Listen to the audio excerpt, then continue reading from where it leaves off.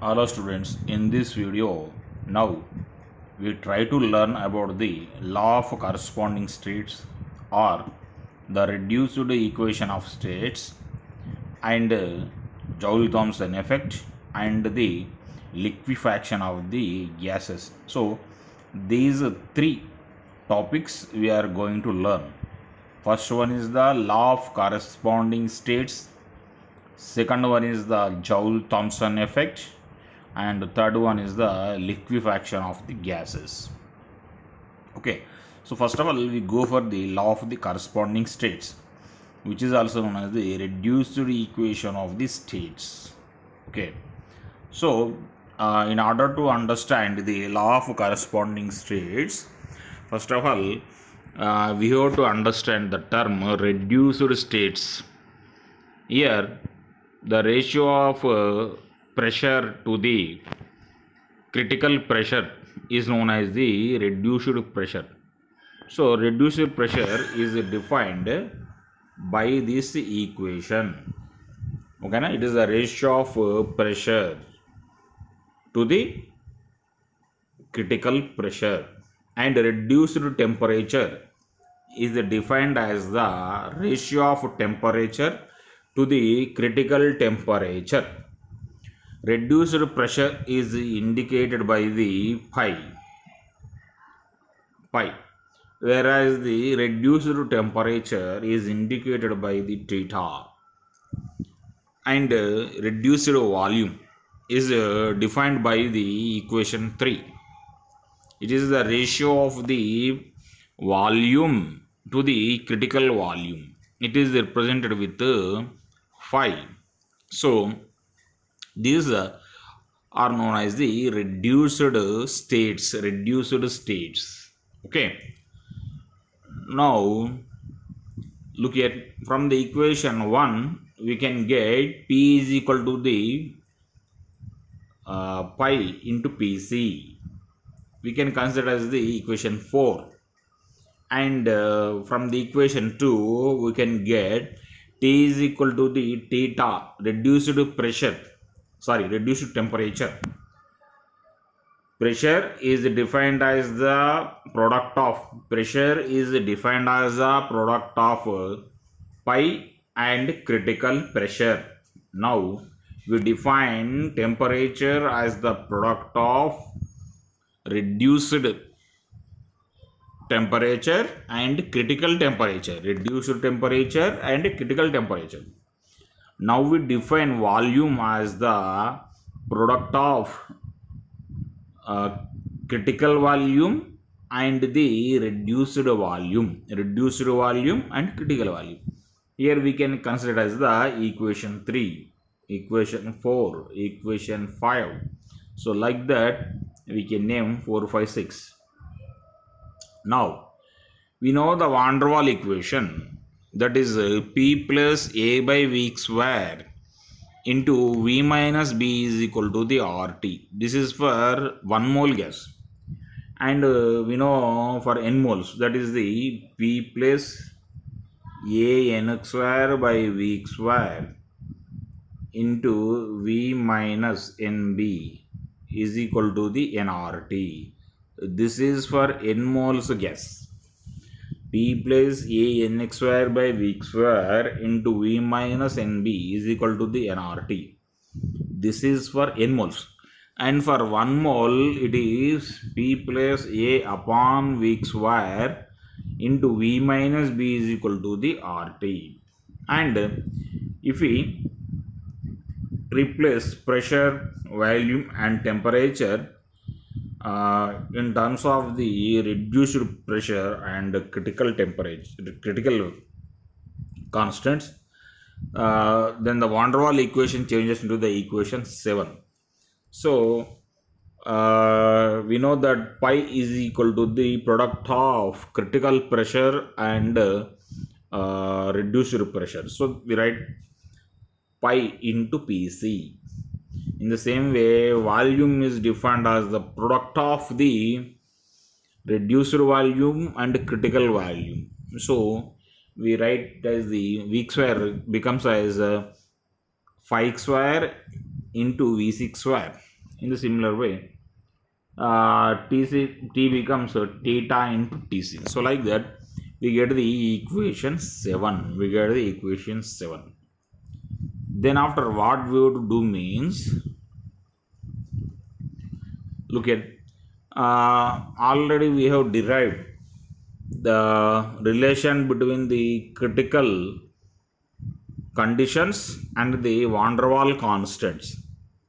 So again, here in the place of the critical constants, in the place of these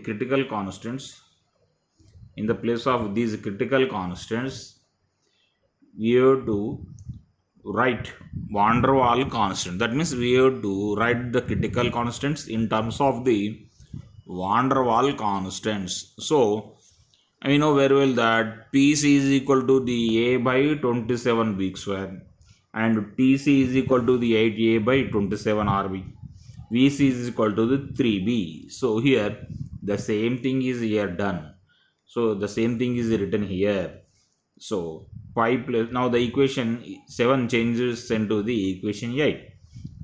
Pi into A by 27 B square plus A by pi square into V6 square into 5 into 3B minus B is equal to R theta into 8A by 27 RB. So we consider this as the equation 7. It as the equation 7. Now, if we divide the 8 equation with 27 B square, what do we get? 27 B square.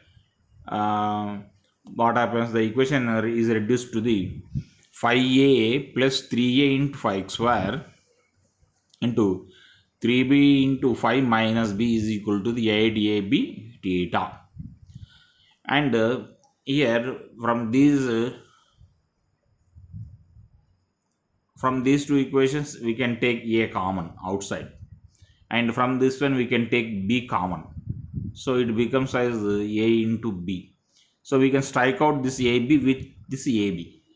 As a result, the equation is reduced to the 5 plus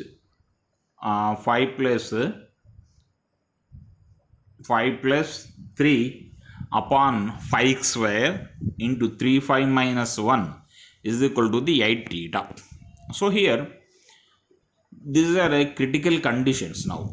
Reduced conditions, reduced states. Here in this equation 10, we don't have any universal gas constant or critical constants PC, VC and TC are the pressure terms. So this equation now can be applied to the any substance under any conditions. So that's why now this equation is here called as the reduced state equation.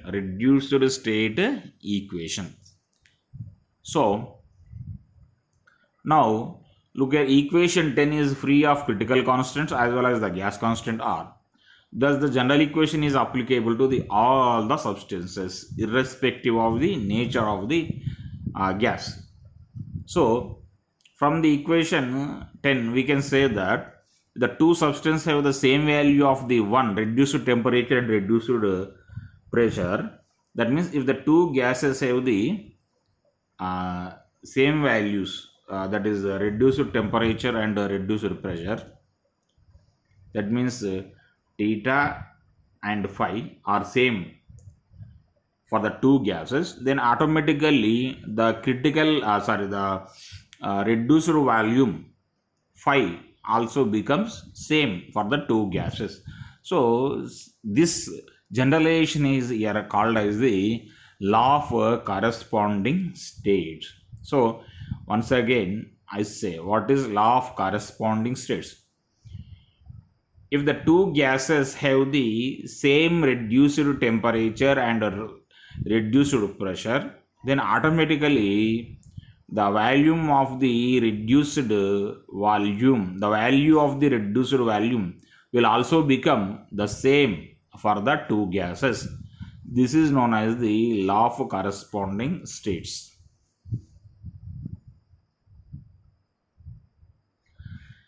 And it has been observed that on absolute scale, the boiling point of a liquid at the atmospheric pressure is nearly two-thirds of the critical temperature. So actually, um, there is no need to go for the accurate measuring of the critical temperature, because there is a relation. What is that relation? That the boiling point is two-thirds of the critical temperature. So if we know the boiling point, automatically we will know the critical temperature. So the various liquids at their boiling points are therefore very nearly in the corresponding states. And to study their physical properties at the same reduced to temperature, uh, then they should be studied at their boiling points. So we can apply the law of corresponding states or reduced equation of states at the boiling point of the liquids, or the gases. So automatically we can compare the two gases, and we can know the critical conditions of one gas if we know the critical conditions of the other gases very easily by using this equation of the reduced equation of the states, or the law of corresponding states. So this is a very convenient method to decide the boiling point, as well as the critical conditions, as well as the reduced conditions. Now we go for the Joule-Thomson effect. Joule-Thomson effect. So look here. When a gas is allowed to expand from a region of high pressure to a region of low pressure, under adiabatic conditions it cools. Under adiabatic conditions it cools. So look here. Here we can see the diagram. Look here. Here the system is kept under adiabatic conditions. So in adiabatic conditions, system does not exchange heat or matter with its surroundings. So such system is here called as the adiabatic system. A system which does not exchange either matter or heat with its surroundings here is called as the adiabatic system or isolated system. That system is said to be in the adiabatic condition. So for that purpose, what we have to do? We have to insulate the system. For example, here in the picture, the system is insulated. This insulating material may be cotton or paper or sawdust, so or plastic. So we can use any such insulating material here. Okay. And here look here, this side is consider this side as the high pressure region, and this side as the low pressure region, second region. So otherwise consider that P1 is greater than the P2. P1 is greater than the P2. And here the gas, assume that the gas is present here. Okay, na? And it is allowed to expand through porous plug. Look at a porous plug is kept in between these two areas or two regions. Okay, so porous plug means any obstacle that contains small holes in it is known as the porous plug. For example, we can use cotton as the porous plug here. Okay, or we can use some clothes, some coarse clothes like jeans. So that also act as the here porous plug. So here the gas is allowed to expand from a region of high pressure, that means P1 to the P2, from a region of high pressure, that means P1 to the P2. As a result, what happens here, when this gas expands, it cools. So such effect is known as here Joule-Thomson effect. So once again I say, what is Joule-Thomson effect? when a gas is allowed to expand from a region of high pressure to a region of low pressure adiabatically through porous plug, it cools. This effect is known as the Joule-Thomson effect. For example, if we blow the air like this, and if we keep the air, if we keep our hand like this, we feel the cold air. This is nothing but Joule-Thomson effect only. And if we blow the air like this, we feel the warm air. But whenever we blow the air like this, we can feel the cool air. Okay, na? So this is nothing but Joule-Thomson effect only. We can take best example for the Joule-Thomson effect from the preparation of the dry ice. So here, in order to prepare dry ice, what we have to do means we have to take a fire extinguisher, and to the mouth of this fire extinguisher, we have to keep a bag made up of the coarse cloth like jeans, and we have to release the carbon dioxide gas. So here carbon dioxide comes outside in the form of the gas, but immediately after going into the bag, it changes into the solid, that is dry ice. So this is the best example for the Joule-Thomson effect. And we have to remember that the refrigerators work on this phenomenon only.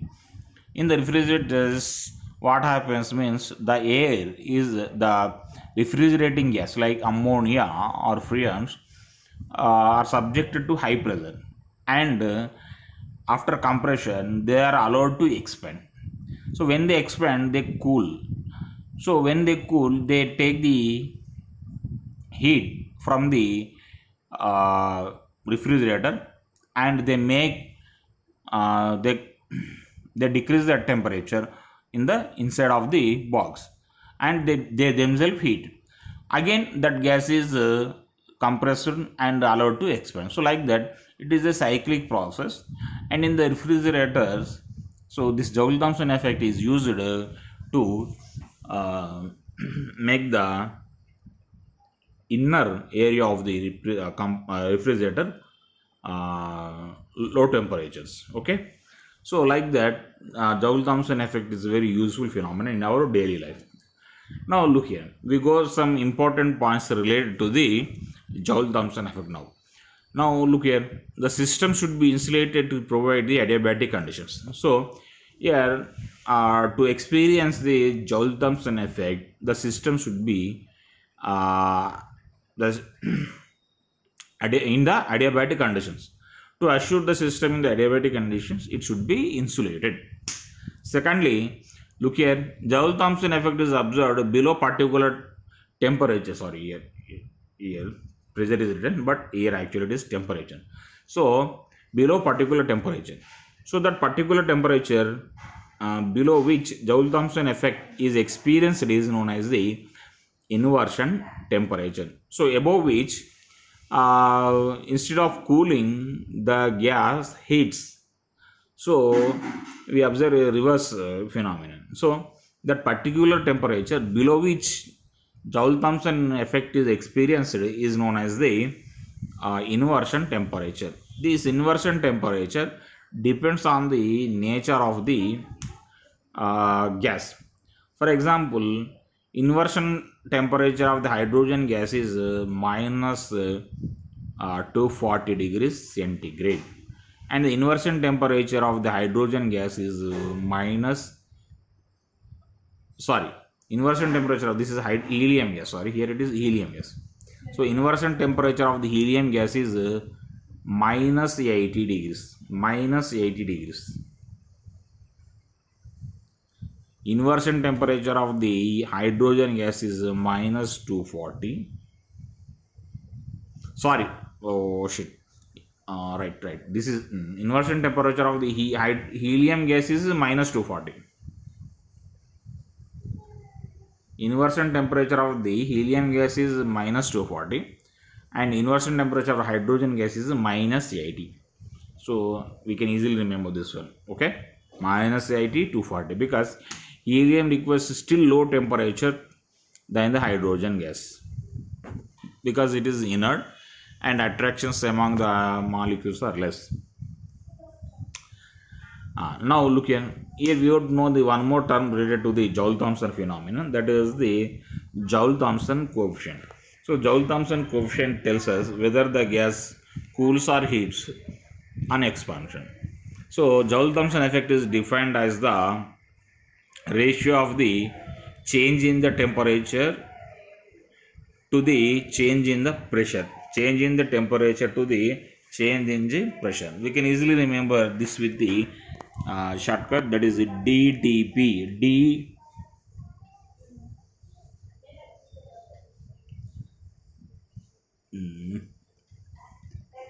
DTP.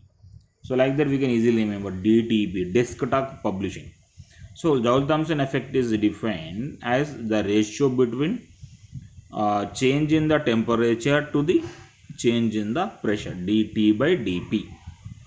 So if the Joule-Thomson effect coefficient value is 0, then the gas is not going to cool or not going to heat. There is no effect on the gas. The Joule-Thomson effect is positive, then the gas cools, because when the temperature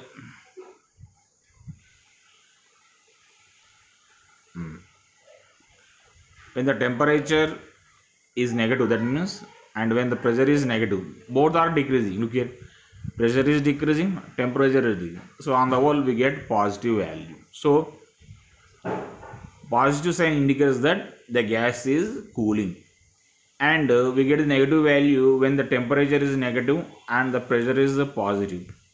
So under these conditions the Joule-Thomson coefficient becomes negative. So this happens whenever the gas heats. So the Joule-Thomson coefficient value tells us whether the gas is going to cool or the gas is going to heat. Okay. Now Joule-Thomson effect is a isoenthalpic process. That means there will be isoenthalpy means the total heat content. The overall heat present with the system is known as the enthalpy. So isoenthalpic means throughout the process the enthalpy of the system remains constant. So this process is known as the isoenthalpic process. So that means here before expansion, that is initial enthalpy H1, and enthalpy after the phenomenon is experienced, it is known as H2. H1 and H2 both are same. That means delta H becomes here 0. There will be no change in the enthalpy. So that we have to prove here in terms of the equations now. Now look here. Here when work is done on the system. So here what do we do means, here first of all we create some pressure and we make it a high pressure region. So here by applying pressure on the piston, some work is done on the system, and here the gas expands. So here the work is done by the system. Here in this case the work is done on the system, and here the work is done by the system. So now here the change in the volume here is called as the V1. Instead of delta V, we are simply writing V1, and here change in the volume is considered as the V2. Okay na? Here actually it is not simple volume, it is the change in the volume, and V2 is the change in the volume. Again V1 V2 are the changes in the volumes. Okay na? Okay. Now the work done on the system becomes as minus P1 into V1. Work done by the system becomes as the P2 into V2. Now the network becomes as minus P1 plus P2 V2. Otherwise it becomes as the P2 V2 minus P1 V1. We consider it as the equation 1. equation 1. Okay. Now, according to the first law of thermodynamics, the heat content exchanged is equal to the sum of the change in the internal energy and the network. Okay. So delta Q is equal to the delta U plus delta W. And work here is represented with the P into delta V. So it becomes as delta Q is equal to the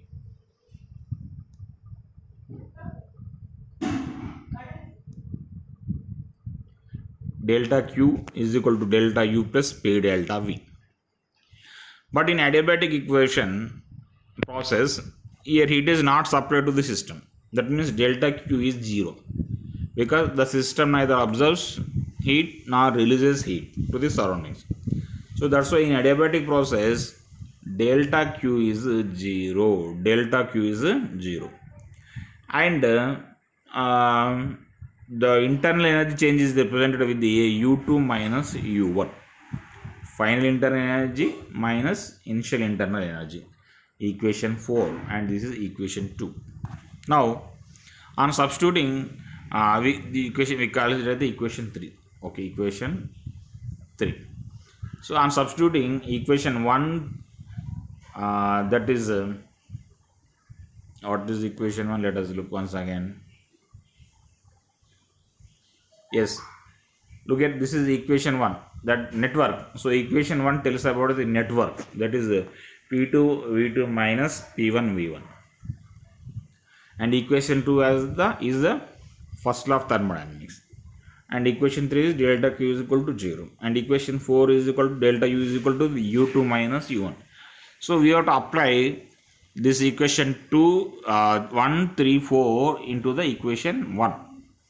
Then the equation becomes as this 0. So the delta Q is equal to 0. So 0, we have to put 0. And this is the internal energy change, U2 minus U1. And this is the network done. So the equation becomes like this. On rearranging the terms, so look here we are taking this term to the other side like this. Then it gives negative symbol. And this one remaining on the same side, U2 minus U1. Now if you take the minus into the bracket, then what happens? Look here, the equation becomes as P1 V1 minus P2 V2 is equal to the U2 minus U1. On rearranging terms again, what happens? Okay na? So P1 V1 plus U1 is equal to the P2 V2 plus U2. And we know very well that enthalpy is defined as the H is equal to the U plus PV. U plus PV. So H1 now look here, according to that equation, H is equal to U plus PV.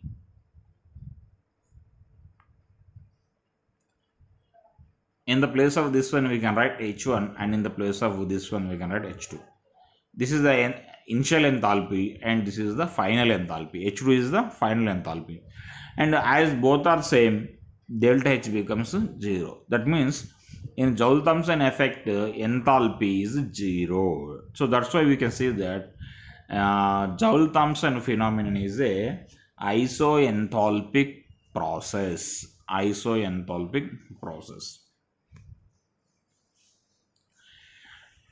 Now we go for the liquefaction of the gases. Liquefaction of the gases. Here already we have studied the conditions required for the liquefaction of the gases. Here, to liquefy a gas, we have to use the high pressures as well as the low temperatures.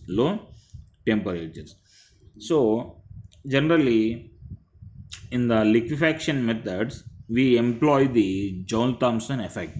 We use the Joule-Thomson phenomenon in liquefying the gases. Here, now we are going to learn about the two liquefaction methods. They are Linde's method, and the second one is the Claude's method. Linde's method and Claude's method. Here in Linde's method purely depends on the Joule-Thomson effect. These two methods are very simple, and important for the examination point of view. Okay, so in Linde's method, what we do means, look here, we take the gas or the air which is to be liquefied, and we make it free from all the impurities like moisture and carbon dioxide. Moisture and carbon dioxide gas. Moisture is removed by using uh, hygroscopic substances like calcium carbide or H2SO4, okay, or dehydrating agents. So these are known as the dehydrating agents. So first of all, we pass the gas or air through the dehydrating agents and we remove the moisture. Then after, we remove the carbon dioxide gas by passing that gas or air through the bases. We know very well that carbon dioxide is acidic nature, no? So that's why we pass that gas or air through the alkalis like NaOH, and we remove the carbon dioxide gas. Then after, what we do means, by using compressor pumps, compressor machines, we create high pressures on the gas. We compress the gas and we create about the 200 atmosphere pressure. We create very high pressures. We create very high pressures like 200 atmosphere pressures. Okay, na? And then we send them into the pipes are known as the chamber C. Here this is the chamber C. Okay, na? This is narrow chamber, and then after, what we do means, we send that compressed air like this, and we send into the another chamber, outer chamber C. We call it as the outer chamber C. And here, after reaching the outer chamber, we open the valve suddenly. We open the valve. When we open the valve, the gas, compressed gas, here in these pipes, the gas or air is with high pressure. And when we outside this valve or these pipes, in the outer chamber, the pressure is low, very low.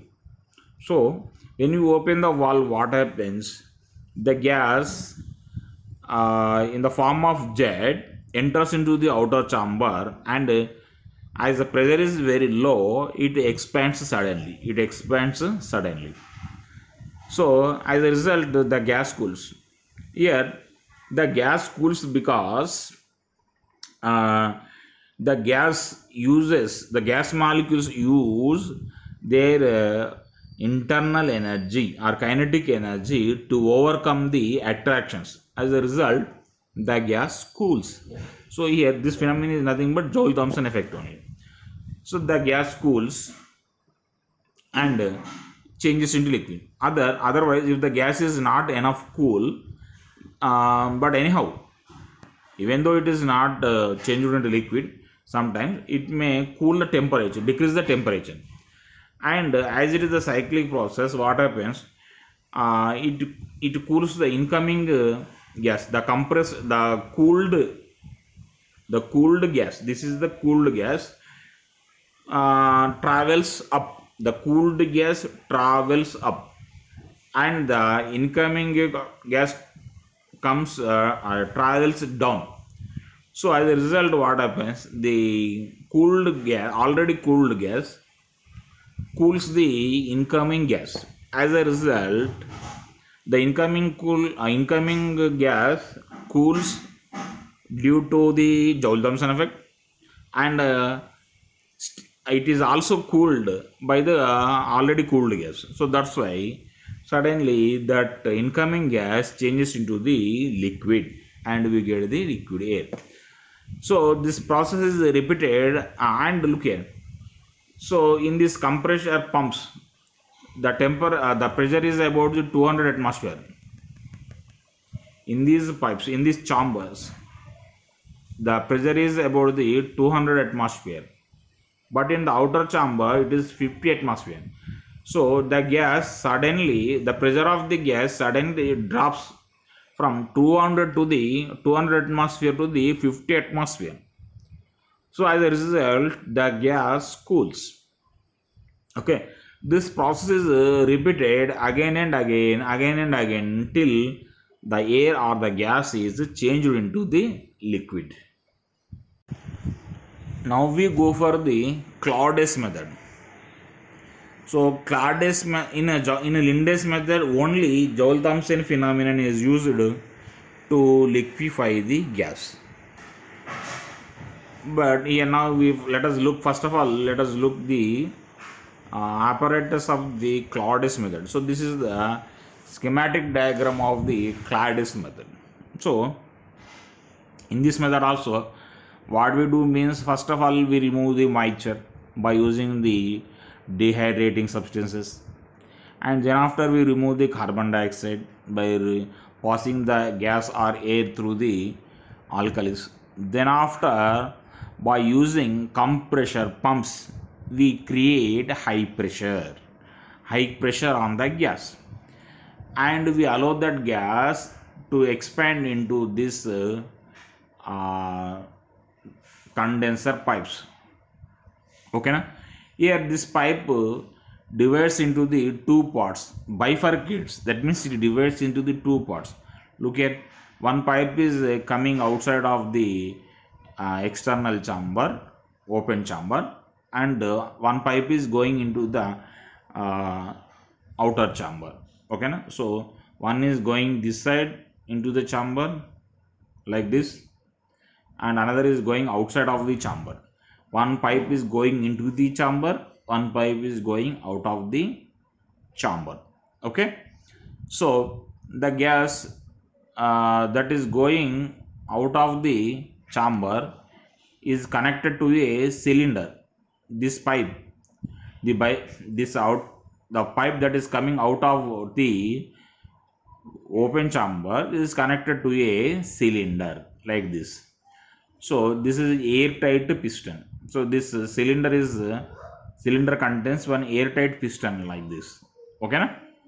So this is a special arrangement which is not there in the Lindes method. So this is the another extra design that is made in the Claudius method. Okay, so as usually as we have learned in the Lindes method, here also when the gas compressed up to 200 atmosphere and reaches to this open chamber, we open the valve here. We open the valve. When we open the valve, what happens? The gas suddenly, the pressure of the gas suddenly drops from 200 to the 50 atmosphere. As a result, the gas cools, and some portion of the gas reaches to the cylinder like this, and it pushes the cylinder outwards. As a result, the gas does the work. So due to this work also, the gas loses some heat, and it may change into liquid, or it may lose its temperature and it cools. So that cooled gas again reaches to this outer chamber. So here we use the two methods. One is the Joule-Thomson effect, and other one is the work done by the gas. So due to this double effect, the gas can be easily liquefied. In Lindes method, we employ only one phenomenon, that is Joule-Thomson effect, whereas in the Claudius method, we take the work from the gas as well as we use the Joule-Thomson effect. So both methods are employed in the Claudius method. So we can say that Claudius method is somewhat more beneficial and quick method, faster method than the Lindes method. So these are the two methods that are very important in cooling the gases. And we have to remember that liquid gases have very important role. For example, we use the liquid nitrogen to store the semen of the animals. Not only animals, we store the semen uh, in the liquid nitrogen. And that is the first application of the liquid gases. And second application is that we can use the liquid gases to create high vacuum. So that is also one more method. And by using this liquefaction methods, we can get the separate the noble gases from the air, and we can use those noble gases for the various different applications. For example, by using the neon, we can prepare the advertising tubes or bulbs, and by using the xenon, we can prepare the special lamps which are used by the coal miners or other miners. And xenon is also used as some anesthesia, and argon is used in the tubes and bulbs. So like that, various use applications are there to the liquid gases.